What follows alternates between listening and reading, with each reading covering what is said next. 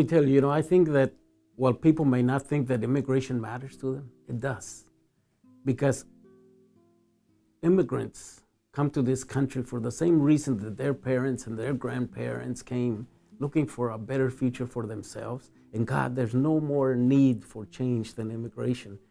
I think that there's a moral crisis in this country caused by this broken immigration system.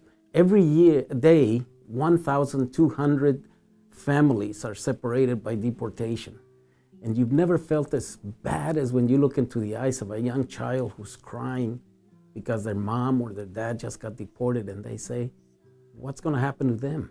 What's going to happen to me? And you have no answer. And I've seen firsthand that change is possible, but it takes all of us to work to make it happen. And as I look around movements around the world, it's the young people who are leading them, and I'm hoping that University of Chicago students take this to heart and then help us to make the change we need.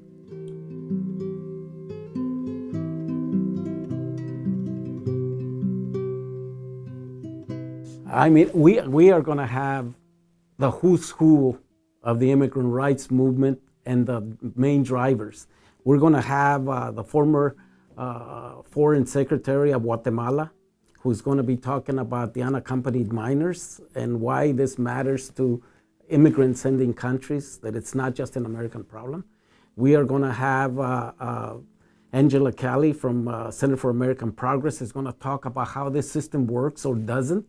And then she's going to be joined by Congressman Mario Diaz-Balart, who's a Republican from Florida and has been doing a lot of work in Congress to try and fix this immigration system. We're going to have Deepak Bhargava, who's one of the master strategists of not just the immigrant rights movement, but just in general of community organizing. He's with the Center for Community Change, and he's going to be here to talk about how do we build a coalition for change. We're going to have Jim Wallace, who's the president of Sojourners, come and talk to us about the moral dimensions of immigration reform and whether this is an issue that unites or divides people in the pulpit.